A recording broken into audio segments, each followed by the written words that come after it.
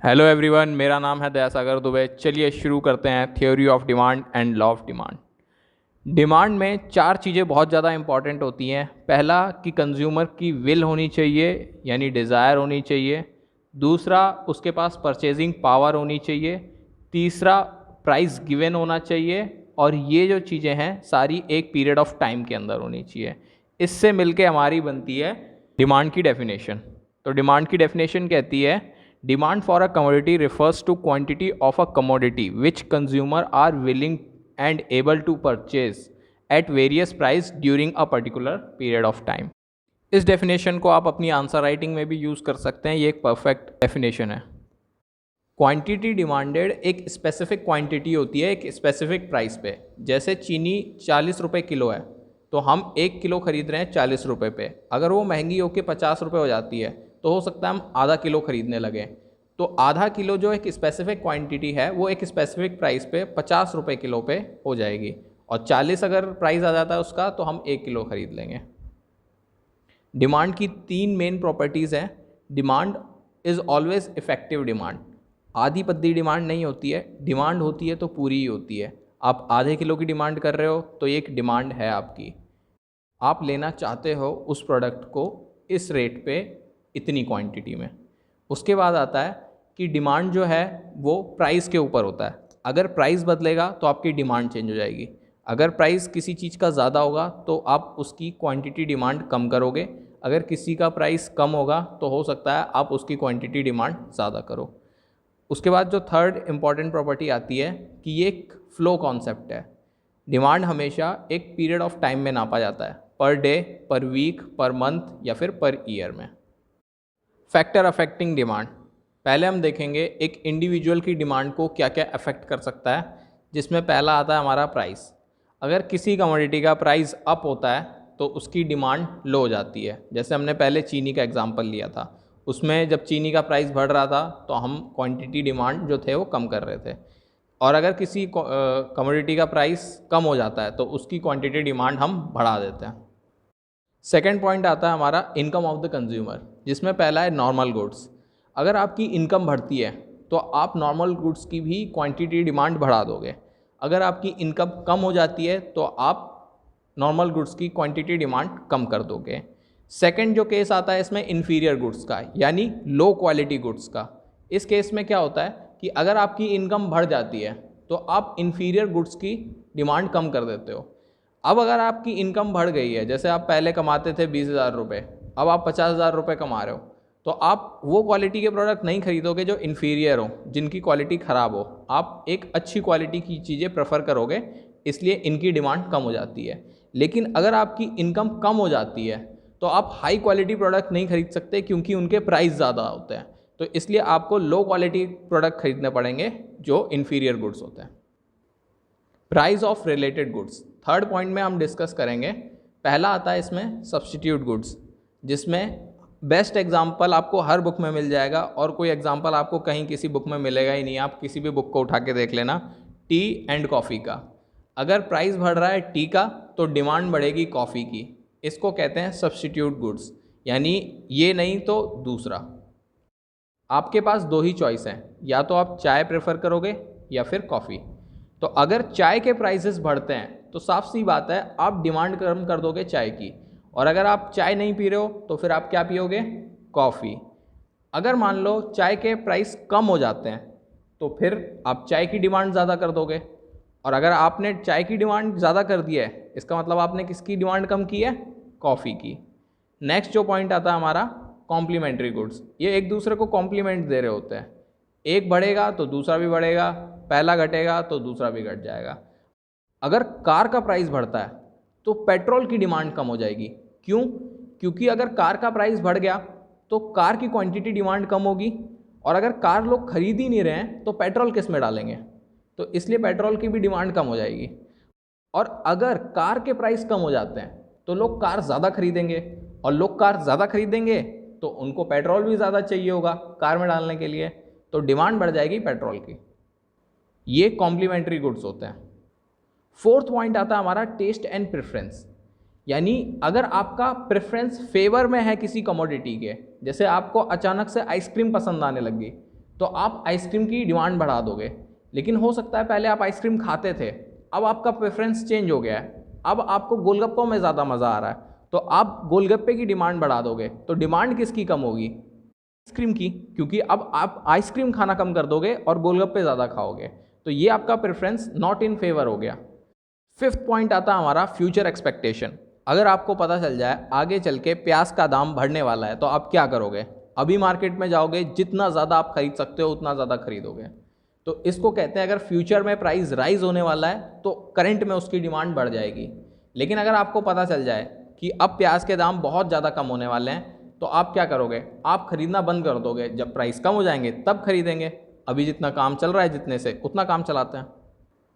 अब बात करते हैं ऐसे कौन से फैक्टर्स होते हैं जो मार्केट डिमांड को अफेक्ट करते हैं। पहला आ जाता है आपका पॉपुलेशन। अगर आपकी पॉपुलेशन ज़्यादा है तो आपकी डिमांड ज़्यादा होगी, क्योंकि नंबर ऑफ पर्सन ज़्यादा है, उनको ज़्यादा चाहिए। और अगर आपकी पॉपुलेशन कम है तो आपकी डिमांड भी कम होगी, क्योंकि नंबर ऑफ पर्सनस कम है। सेकेंड पॉइंट आता है आपका सीज़न एंड वेदर। अगर रेनी सीज़न है तो आपकी रेनकोट की डिमांड ज़्यादा हो जाएगी। अगर विंटर सीज़न है तो आपकी स्वेटर की डिमांड ज़्यादा हो जाएगी। तो सीज़न टू सीज़न वेरी करता है कि आपकी किस चीज़ की डिमांड बढ़ने वाली है और किस चीज़ की डिमांड कम होने वाली है। फिर आता है आपका गवर्नमेंट पॉलिसी। अगर किसी प्रोडक्ट पे अगर ज़्यादा टैक्स है तो वो प्रोडक्ट महंगा होगा तो उसकी डिमांड कम हो जाएगी। जैसे कि टबैको प्रोडक्ट्स, इन पे गवर्नमेंट हैवी टैक्स लगाती है ताकि ये महंगे हो जाएं और लोग इन्हें कम से कम खरीद सकें। अगर गवर्नमेंट को कोई प्रोडक्ट प्रमोट करना है तो वो चाहेगी कि उस पर सब्सिडी दे दें ताकि वो सस्ता हो जाए और ज़्यादा से ज़्यादा उसे लोग खरीदें। जैसे सोलर पैनल्स, इस वक्त गवर्नमेंट सोलर पैनल्स को प्रमोट कर रही है तो उन पे सब्सिडी दे रही है ताकि उन्हें ज़्यादा से ज़्यादा लोग खरीद सकें। नेक्स्ट पॉइंट आता है डिस्ट्रीब्यूशन ऑफ इनकम। अगर ज़्यादा लोगों की इनकम ज़्यादा है तो वो लोग लग्जरी गुड्स को ज़्यादा प्रेफर करेंगे। अगर लोगों की इनकम कम होगी तो इन्फीरियर गुड्स को ज़्यादा प्रेफर करेंगे। नेक्स्ट पॉइंट आता है स्टेट ऑफ बिजनेस। अगर आपकी इकनॉमी बूम पे है, यानी बहुत अच्छा परफॉर्म कर रही है, तो लोगों की डिमांड ज़्यादा होगी। और अगर इकनॉमी रिसेशन या डिप्रेशन में है तो उस कंडीशन में लोगों की डिमांड बहुत कम हो जाएगी। जब डिमांड को कमोडिटी की प्राइस की जगह बाकी चीज़ें अफेक्ट करती हैं तो उसको कहते हैं factor other than price. Law of demand. Law of demand एक इनवर्स रिलेशनशिप शो करता है प्राइस और क्वांटिटी डिमांड के बीच में। मतलब अगर प्राइस बढ़ेगा तो डिमांड कम होगी, अगर प्राइस कम होगा तो डिमांड बढ़ेगी, अगर अदर फैक्टर्स कांस्टेंट रहे तो। लॉ ऑफ डिमांड आपका सिर्फ डायरेक्शन शो करता है कि अगर प्राइस कम हुआ तो डिमांड ज़्यादा होगी, लेकिन वो ये नहीं बताता कि इतना प्राइस कम हुआ तो इतनी ज़्यादा होगी डिमांड। वो नंबर शो नहीं करता। डिमांड कर्व, पहले प्राइस हमारे पास P1 था तो उस टाइम पे हम Q1 क्वांटिटी डिमांड करते थे। फिर प्राइस बढ़ गया P2 पे तो हम क्वांटिटी डिमांड करने लगे Q2, जो कि थोड़ी सी कम हो गई। अगर प्राइस कम हो गया हमारा P3 तो हम क्वांटिटी डिमांड करने लगे Q3।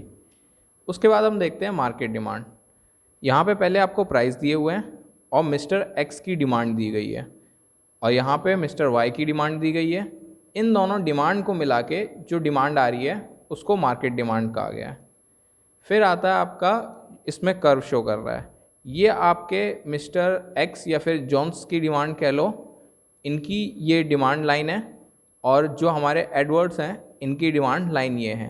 अब इन दोनों को अगर मिला देते हैं तो ये बनता है, जैसे पहले ये 20 रुपये पे 3 क्वांटिटी डिमांड कर रहे थे और ये कर रहे थे 20 रुपये पे 1 क्वांटिटी डिमांड, तो जो मार्केट डिमांड आएगी आपकी वो 20 रुपये पे 4 क्वांटिटी डिमांड की आ जाएगी। तो इस तरीके से डिमांड काम करती है। Causes of operation of law of demand, या फिर आप कह लो why demand curve slopes downward to the right. इसका पहला कारण आता है law of diminishing marginal utility, जो कि कहता है कि with the every additional consumption of a unit आपको सेटिस्फैक्शन थोड़ा सा कम मिलेगा।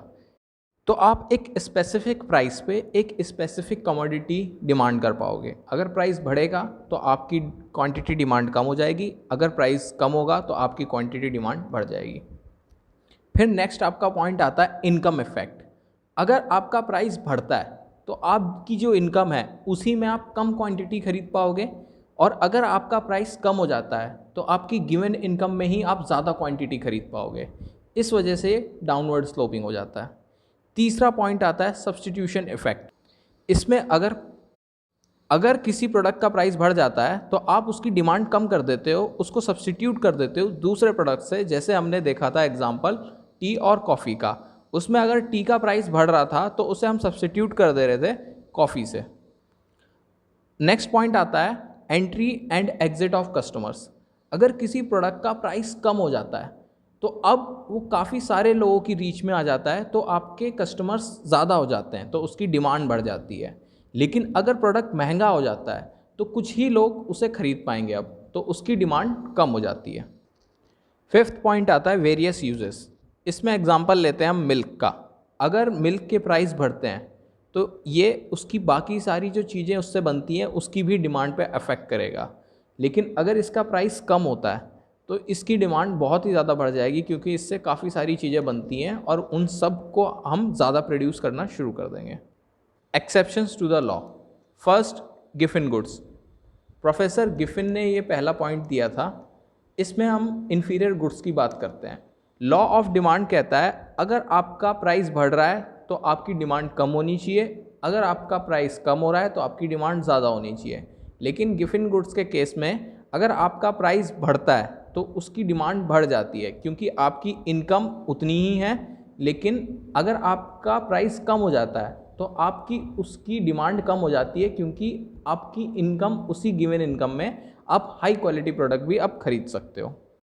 Second point, article of distinction, जो कि लग्जरी गुड्स के बारे में है।